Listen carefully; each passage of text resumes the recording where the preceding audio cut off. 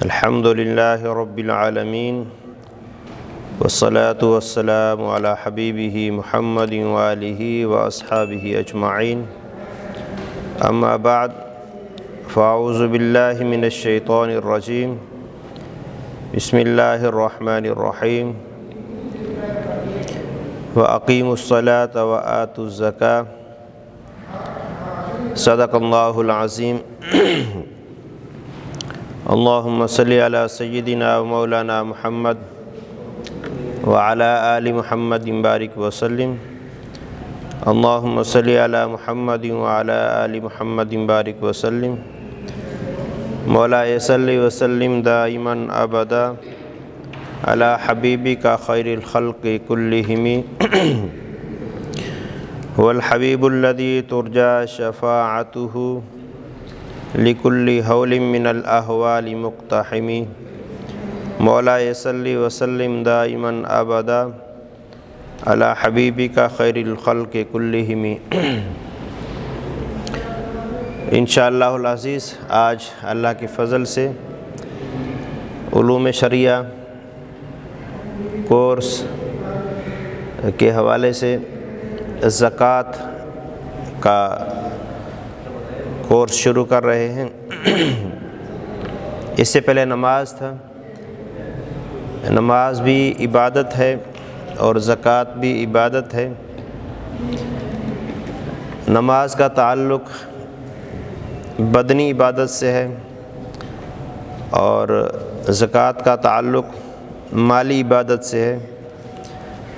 جس طرح بدنی عبادت ضروری ہے اسی طرح مالی عبادت بھی ضروری ہے، اور اس کے قواعد و ضوابط ہیں شریعت نے جو مقرر کیے ہیں۔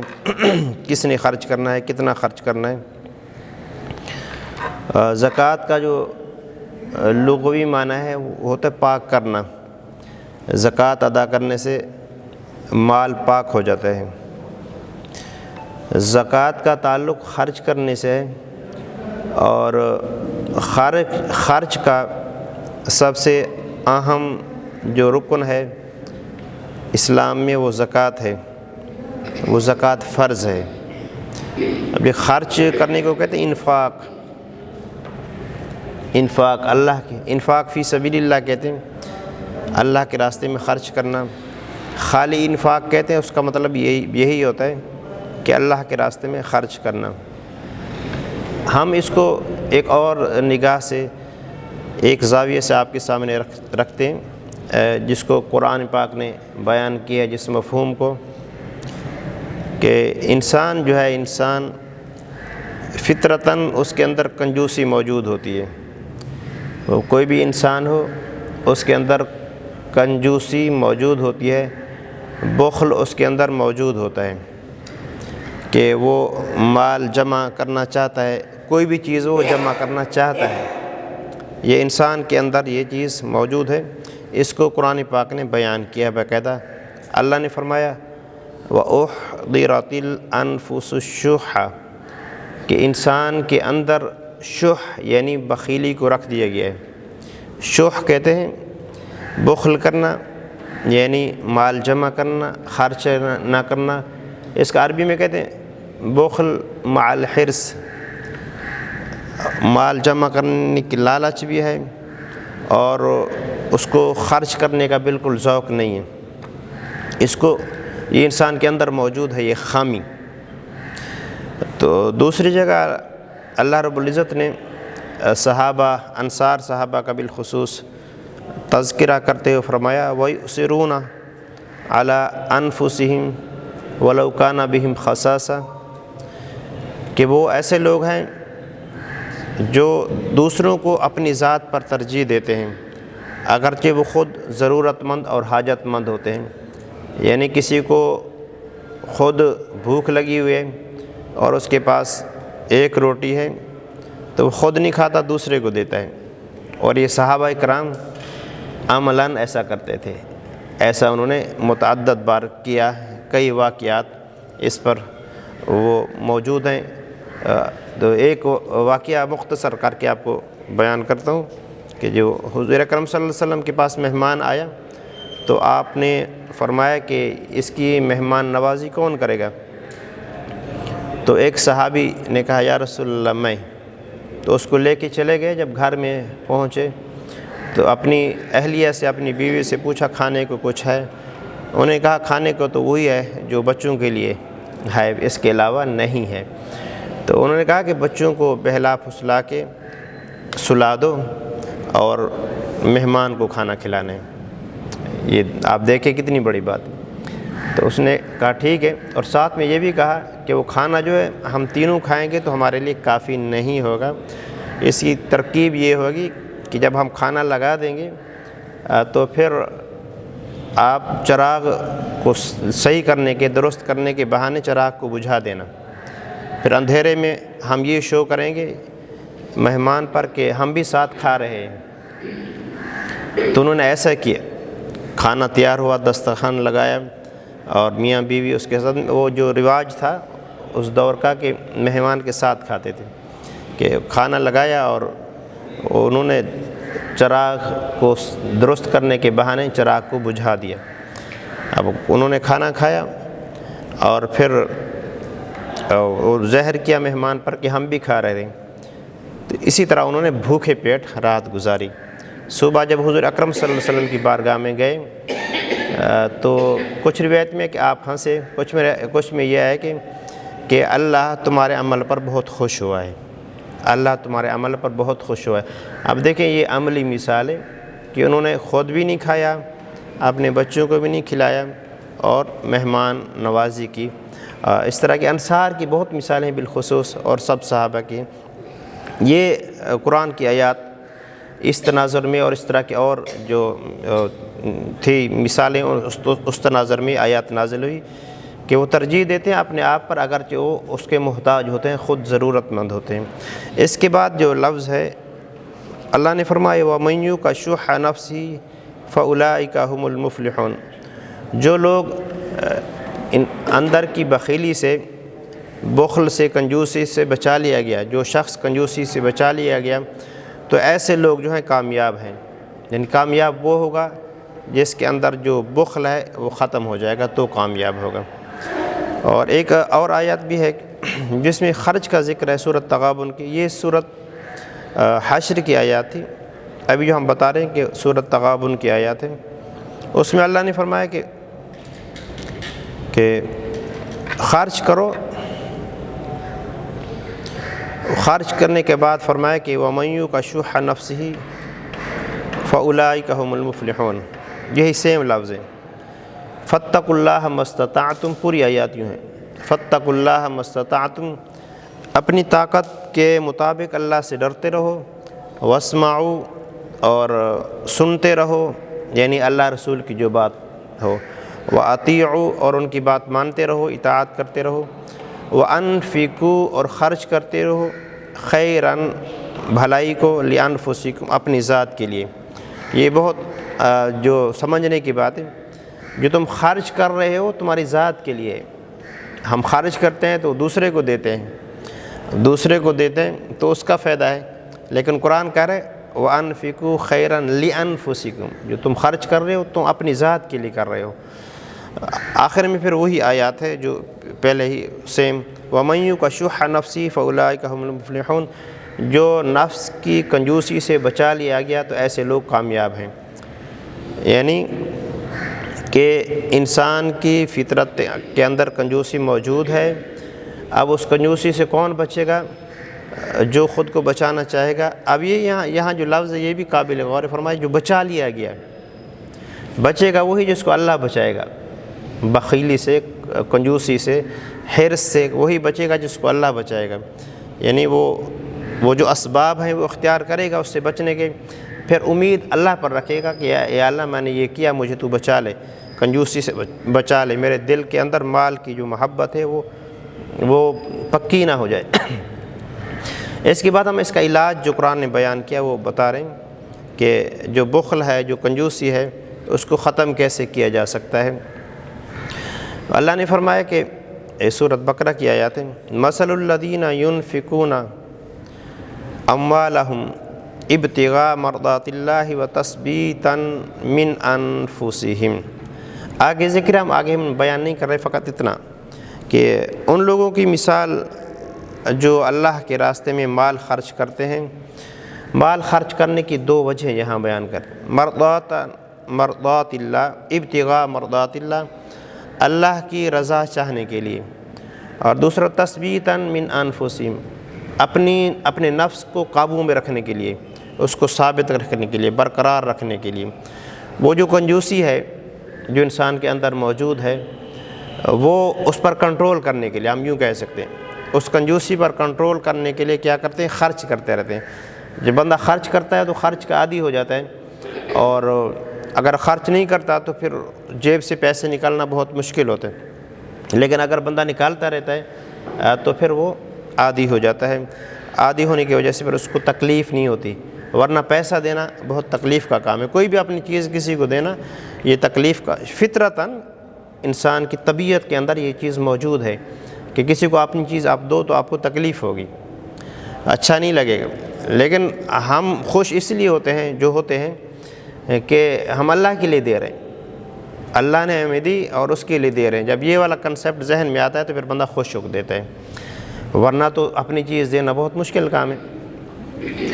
اچھا، اب یہ جو آپ نے سمجھ لے دو باتیں کہ انسان کی فطرت کے اندر کنجوسی رکھی ہوئی ہے اور اس کا حل خرچ کرنا ہے، اللہ کی رضا کے لیے خرچ کرنا ہے۔ اگر اللہ کی رضا کے لیے خرچ کریں گے وہ جو اندر کی کنجوسی ہے اس پر کنٹرول ہوگا، ورنہ نہیں ہوگا۔ انسان کے پاس جتنا بھی مال آئے اس کی طبیعت نہیں بھرتی، اس کا دل نہیں بھرتا، اور چاہتا ہے۔ حضور صلی اللہ علیہ وسلم نے جس طرح فرمایا، اگر کسی کے پاس سونے کی دو وادیاں ہوں، سونے کی وادیاں یعنی پہاڑ کے درمیان جو بیچ ہوتی ہے اس کو وادی کہتے ہیں، پہاڑ کے بیچ میں جو جگہ ہوتی ہے اس کو وادی کہتے ہیں۔ اس طرح سونے کی ایک وادی ہے، پھر دوسری ہے، وہ کہے گا تیسری بھی ہو، اگر تیسری ہو تو چوتھی کی خواہش کرے گا۔ تو انسان اس طرح سیر نہیں ہوتا، لیکن وہ خود پر کنٹرول کرنا پڑتا ہے۔ جو خود پر کنٹرول کر لیتا ہے وہ کامیاب ہو جاتا ہے۔ خود پر کنٹرول کیسے کرنا ہے؟ اسلامی احکامات کے مطابق سیلف کنٹرول، سب سے مشکل کام یہی ہوتا ہے، خود پر کنٹرول کرنا۔ تو اب آپ نے دو باتیں یہ سمجھ لی کہ اگر خرچ کرنا ہے کنجوسی سے بچنے کے لیے، اللہ نے، ہم تیسری بات آپ کو یوں بتا رہے ہیں کہ اللہ نے کہ جو خرچ کرنے کے متعلق جو متقین کی صفات بیان کی اس میں یوں فرمایا، الذین ينفقون فی السراء والضراء، کہ متقی لوگ ایسے ہیں جو خرچ کرتے ہیں خوشحالی میں بھی اور تنگ دستی میں بھی، ہر صورت میں اللہ کے راستے میں خرچ کرتے ہیں، یعنی ان کے حالات اچھے ہیں تو بھی خرچ کرتے ہیں، اور اگر ان کے حالات اچھے نہیں ہیں تو بھی خرچ کرتے ہیں، ہر صورت میں خرچ کرتے ہیں۔ یہ کس کی صفت ہے؟ متقی کی صفت ہے۔ متقی لوگ ایسے ہیں جو ہر صورت میں خرچ کرتے ہیں۔ اب جو متقی ہر صورت میں خرچ کرے گا، کبھی بھی خرچ سے پیچھے نہیں ہٹے گا۔ آپ کو یہ بات معلوم ہونی چاہیے کہ اللہ کے ہاں اس خرچ کی وقعت اور ویلیو ہے جو دل سے کی جائے، دل سے، یعنی ہم یوں اس کو کہہ سکتے ہیں کہ اللہ کے ہاں مقدار کو نہیں دیکھا جاتا، معیار کو دیکھا جاتا ہے۔ آپ کس مقدار میں کتنا خرچ کیا اس کی کوئی اہمیت نہیں ہے،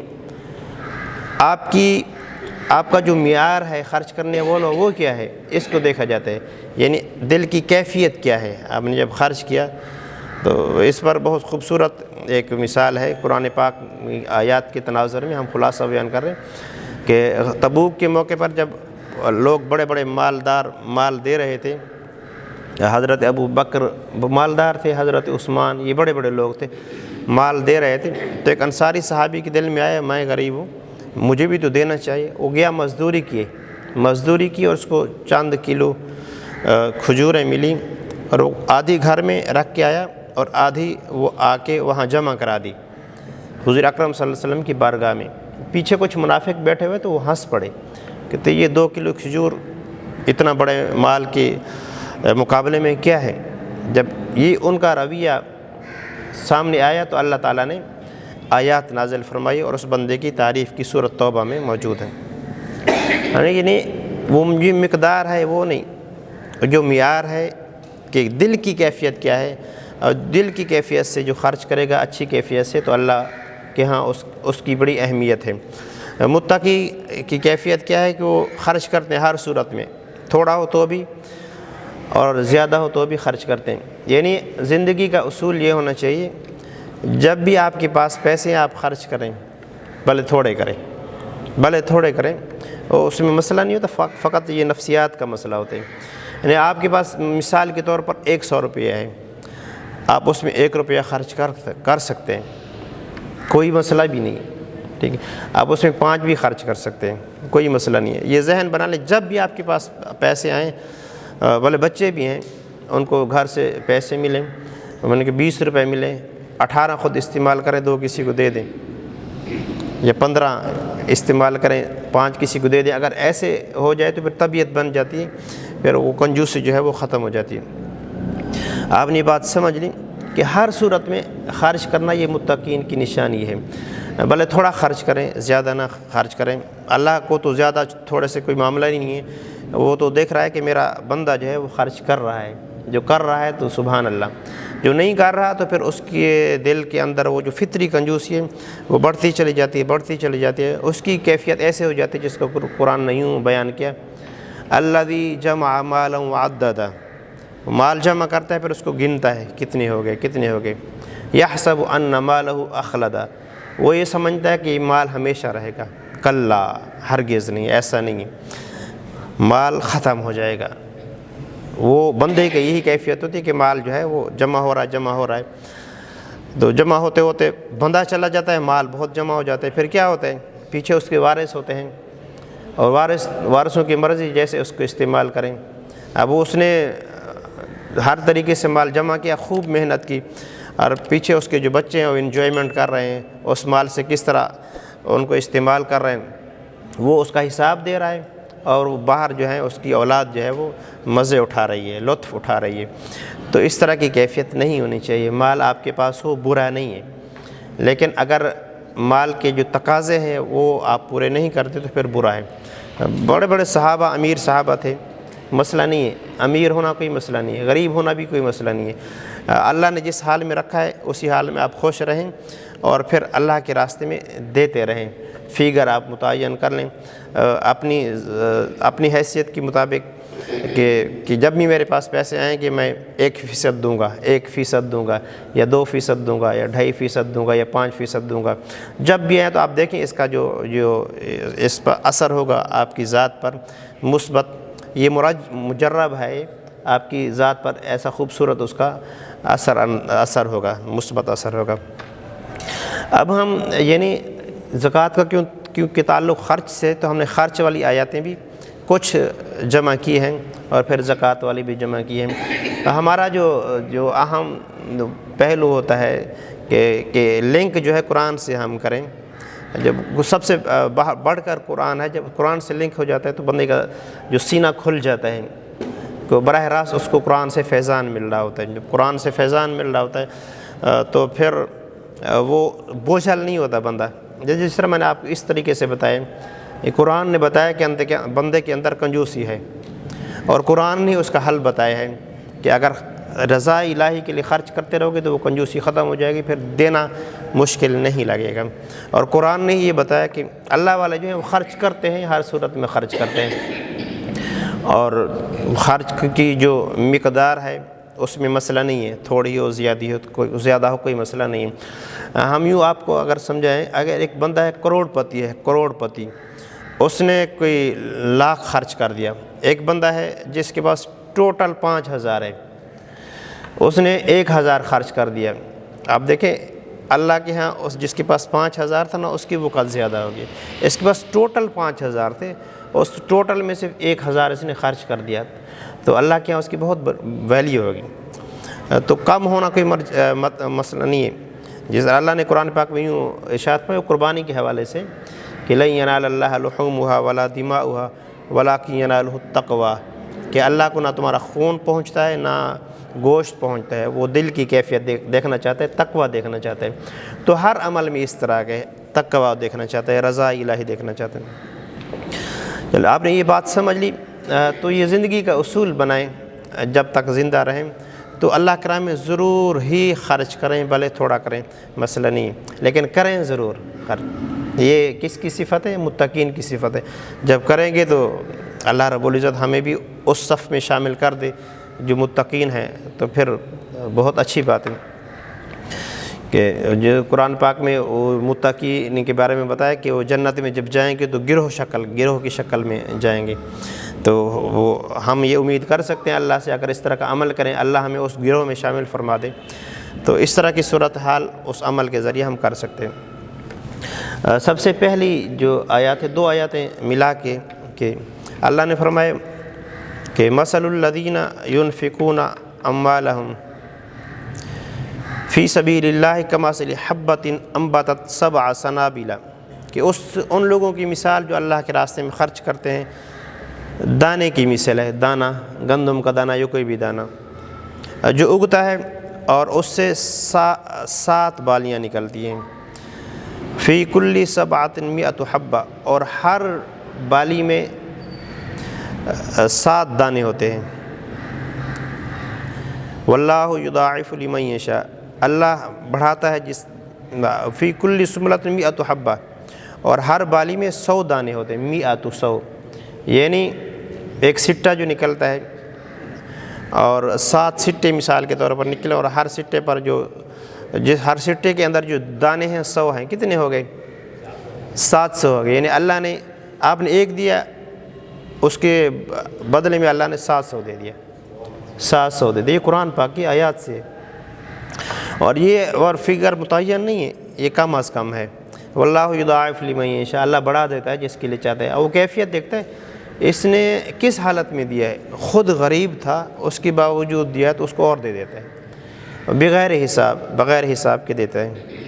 اگلی آیات میں الذین ينفقون اموالهم فی سبیل اللہ ثم لا یتبعون ما انفقوا منا ولا اذلہ، یہ بہت یہ سمجھانے کے لیے کہ جو اللہ کے راستے میں خرچ کرتے ہیں پھر پیچھا نہیں کرتے احسان جتلانے کے ساتھ اور تکلیف دینے کے ساتھ۔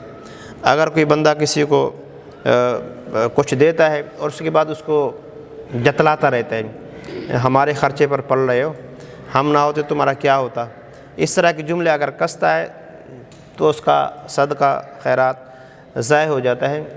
وہ آگے اس کی مثال ہے مثلہ کمثل صفوان علیہ تراب فاصابہ وابل فترکہ صلدا، اس کی مثال ایسے ہے جس طرح چٹیل پتھر ہو جس کے اوپر چٹان، جس کے اوپر مٹی پڑی ہو، پھر تیز بارش برسے، تیز بارش پڑنے کے بعد وہ جس طرح وہ خالی ہو جاتا ہے، وہ چٹان چٹیل پتھر بالکل صاف ہو جاتا ہے، تو وہ بھی بالکل صاف ہو جاتے، کچھ بھی نہیں ملتا۔ جو احسان جتلاتا ہے یا پھر جس کو دیا اس کو تکلیف دیتا ہے، تو احسان بھی نہیں ہونی چاہیے، احسان بھی نہیں جتلانا چاہیے۔ آپ نے اللہ کے لیے دیا ہے نا، جس کو بھی دیا اللہ کے لیے دیا ہے۔ اگر خدا نخواستہ آپ نے احسان جتلانا ہے تو اللہ پر جتلائیں کہ میں نے تیرے راستے میں دیا ہے، اس بندے کو کچھ نہ کہیں، وہ اللہ کا بندہ ہے، آپ نہ دیں، اگر نہیں دینا تو نہ دیں، لیکن اگر دینا ہے تو پھر اس کے پیچھے نہیں پڑیں۔ جس طرح کہتے ہیں نیکی کر دریا میں ڈال، بس آپ نے کر دیا سو کر دیا، اس کے پیچھے پھر نہیں پڑنا۔ اچھا، اس کے بعد دوسری جو آیاتوں کے ہم حصے آپ کو بتا رہے ہیں، پوری آیت نہیں بتا رہے، کہ اللہ نے فرمایا کہ آمنوا باللہ ورسولہ وانفقوا مما جعلکم مستخلفین فیہ، کہ اللہ پر ایمان لاؤ اور اس کے رسول پر ایمان لاؤ اور وہ خرچ کرو اس میں سے جس کا اللہ نے تمہیں خلیفہ بنایا، جس کا اللہ نے تمہیں جانشین بنایا۔ یعنی جو مال ہے، جانشین بنانے کے 2 مفہوم ہیں۔ ایک مفہوم یہ ہے کہ یہی مال جو ہے، یہ سارا مال جو آپ کے پاس ہے، یعنی زمین کی صورت میں ہے، پیسے کی صورت میں ہے، جس صورت میں بھی ہے، یہ پہلے کسی اور کے پاس تھا، یعنی اور لوگ استعمال کرتے تھے، اب تمہارے پاس ہے، اللہ نے ان کا نائب تمہیں بنا دیے۔ یا پھر اس کا حقیقی معنی یعنی کسی کو وراثت میں مال ملتا ہے، یا والد کی وراثت سے، یا کسی کی جو رشتہ دار ہے ان کی وراثت سے کسی کو مال ملتا ہے، وہ مراد ہو، جو بھی مراد ہو، لیکن مال ملا ہے۔ جب مال ملا ہے تو اللہ کا حکم کیا ہے؟ اس سے خرچ کرو۔ اب یہ جو پہلا مفہوم ہم نے بیان کیا ہے کہ یہی مال اور خرچ کر کے گئے ہیں اور تم نے بھی خرچ کرنا ہے، پھر تم چلے جاؤ گے اور وارث ہوں گے، اس کو اور استعمال کریں گے، تمہارے پاس ہمیشہ رہنے والا نہیں ہے۔ جس طرح تم ان کے خلیفہ بن رہے ہو، ان کے جانشین بن رہے ہو، اور لوگ آئیں گے جو تمہارے جانشین بنیں گے، لہٰذا سوچ سمجھ کے مال کو خرچ کرنا ہے، تمہارے پاس یہ ہمیشہ رہنے والا نہیں۔ خرچ کے حوالے سے آخری آیات ہم ذکر کرتے ہیں، یہ سورۃ منافقون کی آیت نمبر 10 ہے۔ وَأَنفِقُوا مِمَّا رَزَقْنَاكُم مِّن قَبْلِ أَن يَأْتِيَ أَحَدَكُمُ الْمَوْتُ، خرچ کر لو اس سے جو ہم نے تمہیں دیا، اس سے پہلے کہ تمہیں موت آ جائے۔ آگے ذکر ہے کہ جب موت آئے گی پھر کوئی بندہ کہے گا کہ کاش کہ مجھے تھوڑی سی مہلت دی جائے تو میں خرچ کروں گا، نہیں، جو زندگی ہے اس میں خرچ کر لیں، جب موت آئے گی تو پھر مہلت نہیں ملے گی۔ یہ سورۃ منافقون کی آیات ہے، پیچھے پورا تذکرہ منافقین کا ہے، اور اس میں منافقین کہتے تھے کہ حضور صلی اللہ علیہ وسلم کے جو محمد کے ساتھی ہیں ان پر خرچ نہیں کیا کرو، تو تم نے ان کو خرچ کر کر کے ان کو تم نے جری کر دیا، یہ تمہارے خلاف اب باتیں کرتے ہیں، اس طرح کا وہ اپنے منافقین کو سکھاتے تھے، اور اللہ نے ان کی مذمت کی اور پھر بتایا کہ تم نے خرچ کرنا ہے، خرچ نہ کرنا یہ منافقین کا طرز عمل ہے، اور متقین کا طرز عمل کیا ہے؟ خرچ کرنا، جس طرح ہم نے دوسری آیات میں بتایا۔ یہ چند آیات ہم نے آپ کو فقط خرچ کے متعلق بیان کی، اب ہم زکوٰۃ کے متعلق کچھ آیاتیں بیان کرتے ہیں۔ وَأَقِیمُوا الصَّلَاةَ وَآتُوا الزَّکَاةَ، اللہ نے فرمایا نماز قائم کرتے رہو اور زکوٰۃ دیتے رہو۔ نماز اور زکوٰۃ کو ایک ساتھ قرآن پاک میں کافی بار ذکر کیا ہے، یعنی 100 سے اوپر ہے، جو اقیم الصلاۃ آتوا الزکاۃ جو ہے، نماز زکوٰۃ ایک ساتھ ذکر کیا ہے، اور ہم نے آپ کو بتایا کہ نماز کا تعلق بدنی عبادت سے ہے اور زکوٰۃ کا تعلق مالی عبادت سے، اور دونوں ضروری ہیں۔ اس کے بعد فرمایا کہ ان الذین آمنوا وعملوا الصالحات، جو لوگ ایمان لائے اور نیک عمل کیے، واقاموا الصلاۃ، نماز ادا کرتے رہے، وآتوا الزکاۃ، اور زکوٰۃ دیتے رہے، لہم اجرہم عند ربہم، ان کا اجر ان کے رب کے پاس ہے، ولا خوف علیہم ولا هم یحزنون، ان پر کوئی خوف نہیں ہوگا اور غم زدہ بھی نہیں ہوگے۔ اب یہ جو اس کا صلہ مل رہا ہے، یعنی نماز کا اور زکوٰۃ کا، وہ وہی ہے جو اللہ نے خاص کر اولیاء اللہ کے لیے بیان کیا، لا خوف علیہم ولا هم یحزنون۔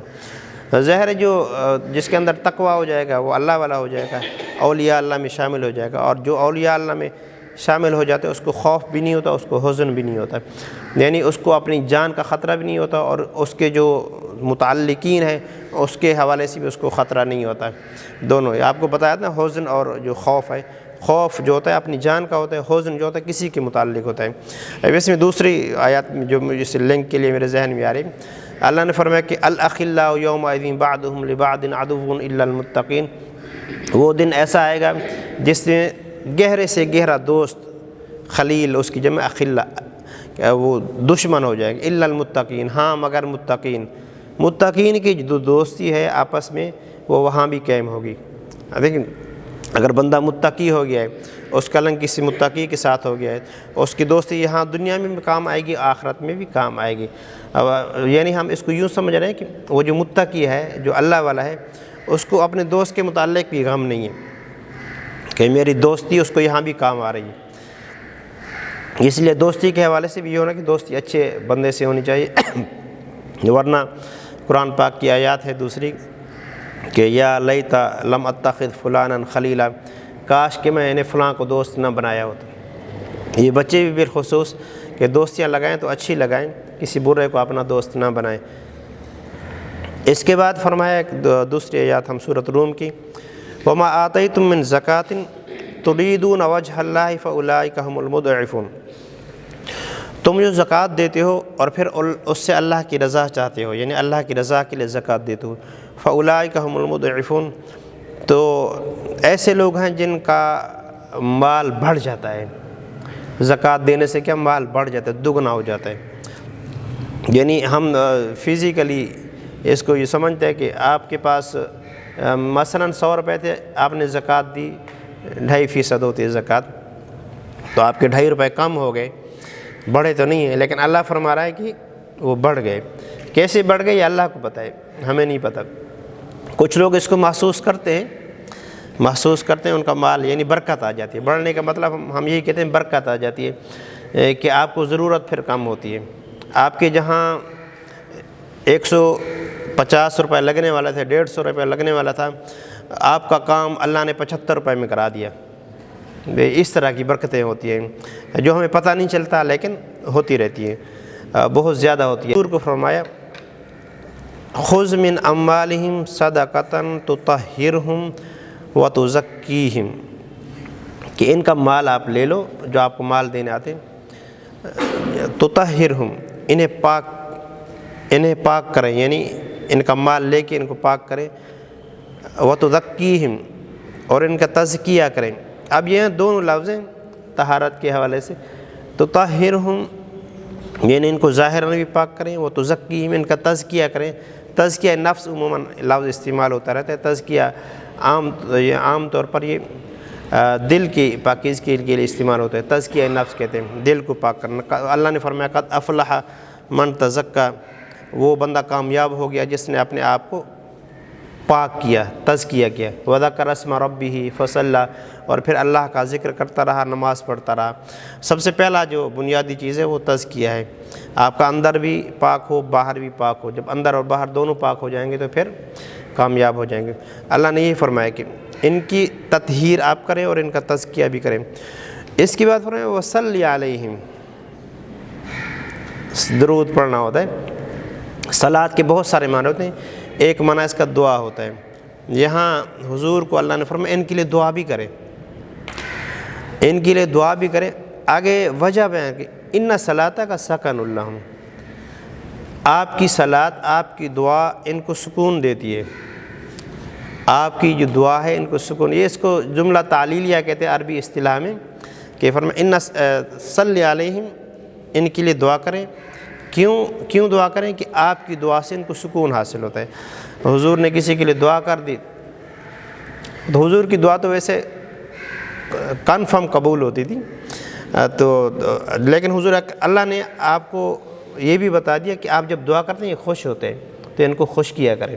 جو زکوٰۃ لے کے آتے ہیں، اپنا مال لے کے آتے ہیں، آپ ان کے لیے دعا کیا کرو. اب دعا کرتے ہیں تو یہ خوش ہو جاتے ہیں، ان کے دل کو سکون حاصل ہو جاتا ہے. پھر حضور صلی اللہ علیہ وسلم ان کے لیے دعا فرماتے تھے.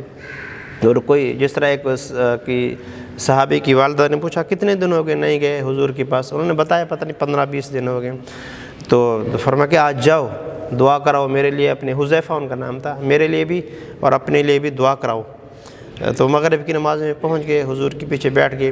آپ نے مغرب پڑھی، پھر بیٹھ رہے مسجد میں، پھر عشاء پڑھی. خلاصہ بیان کر رہا ہوں. پھر جانے لگے تو حذیفہ بھی پیچھے چل پڑا، اور آپ نے آہٹ سنی، قدموں کی آواز سنی تو کہ حذیفہ ہو، اللہ تمہاری بخشش فرمائے، تمہاری ماں کی بخشش فرمائے. اس نے بتایا نہیں تھا کہ حذیفہ ہو، اللہ تمہاری بخشش فرمائے، تمہاری ماں کی بھی بخشش فرمائے. وہ دعا کرانے کے لیے آتا، اپنے لیے، اپنی ماں کے لیے. دعا کیوں کراتے تھے؟ کہ ان کو مزہ آتا تھا، سکون آتا تھا. حضور کی جو دعا ہے اس سے وہ سکون حاصل کرتے تھے. اس کو اللہ نے بیان کیا، ان کے لیے دعا کیا کرو، ان کی دعا سے آپ کو سکون حاصل ہوتا ہے. یہی ہمارا طریقہ ہے. ہم کسی بزرگوں سے دعا کراتے ہیں تو ہمیں مزہ آتا ہے، ورنہ اللہ تو سب کی سنتا ہے. اللہ معاذ اللہ بہرا نہیں ہے، وہ سب کی سنتا ہے. لیکن اللہ کے ہاں کسی کا مقام ہوتا ہے، کسی کا مرتبہ ہوتا ہے، اس کے عمل کی وجہ سے، اس کے تقوی کی وجہ سے اس کا مرتبہ ہوتا ہے.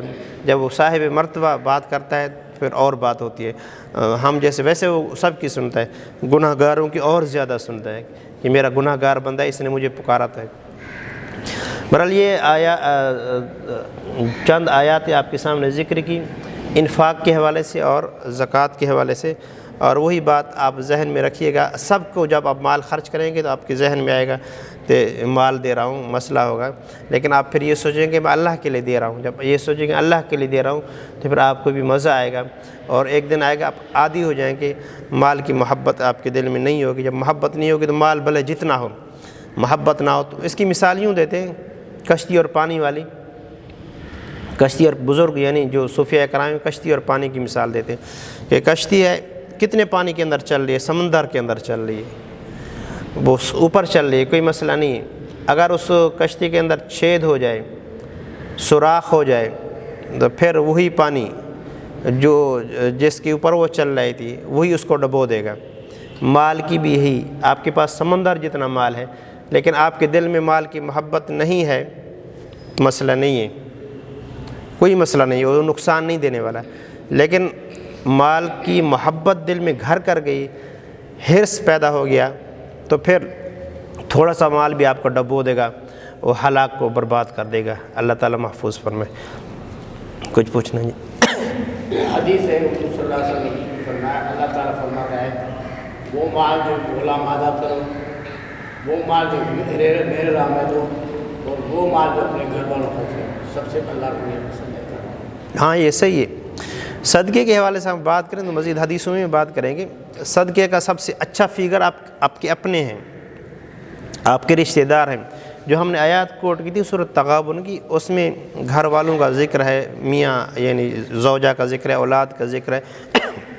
اس کے بعد یہ فرمایا کہ سب سے بہترین خرچ آپ کی اولاد، آپ کی بیوی، اور یہ سب سے بہتر کیوں ہے کہ وہ آپ کی تعریف نہیں کرتے۔ اب بچوں کو جتنا کھلائیں پلائیں، وہ کہیں ابا ہے، ابے کا حق کھلا رہا ہے پلا رہا ہے، وہ کون سا اس نے تعریف کرنی ہے۔ لیکن بندہ جو ہے وہ تو تعریف پسند ہوتا ہے۔ اب باہر کسی کو دیتے ہیں، وہ کہتے ہیں حاجی صاحب کتنے اچھے ہیں، دے رہے ہیں، مجھے پال رہے ہیں۔ اب وہ جب یہ جملہ کہتے ہیں آپ خوش ہو جاتے ہیں۔ آپ بیوی کو دیتے ہیں، جتنا بھی دیں تو وہ تعریف نہیں کرے گی، لیکن ثواب وہاں زیادہ ہوگا کیونکہ آپ ان کی کفیل ہیں۔ پہلے ان کو کھلائیں پلائیں، باہر کی طرف بعد میں جائے۔ ایسا نہ ہو کہ آپ کے گھر میں ضرورت ہے اور باہر آپ خرچ کیے جا رہے ہیں، اور باہر میں بہت سخی ہیں اور گھر میں ظالم ٹائپ کے ہیں، تو یہ اللہ کے محبوب کو اور اللہ کو پسند نہیں ہے۔ حضور اکرم صلی اللہ علیہ وسلم کی جو گھر کی کیفیت ہوتی تھی، آپ بہت ہی یعنی گھل مل کے گھر میں رہا کرتے تھے۔ دعا کریں۔ الحمدللہ رب العالمین والصلاۃ والسلام علی حبیبہ محمد وآلہ وصحبہ اجمعین۔ ربنا آتنا فی الدنیا حسنہ وفی الآخرۃ حسنہ وقنا عذاب النار۔ یا رب العالمین، آج ہم نے سکھایا، اس کو ہمارے لیے مفید بنا۔ جتنا وقت ہم نے یہاں بتایا، اس وقت کے بدلے ہمیں اجر نصیب فرما، اپنا خصوصی رحم اور کرم فرما، حاضرین کے تمام نیک حاجات کو پورا فرما، تمام مومنین مومنات کا خاتمہ بالخیر فرما۔ وصلی اللہ تعالی علی خیر خلقہ سیدنا و مولانا محمد وآلہ وصحبہ اجمعین۔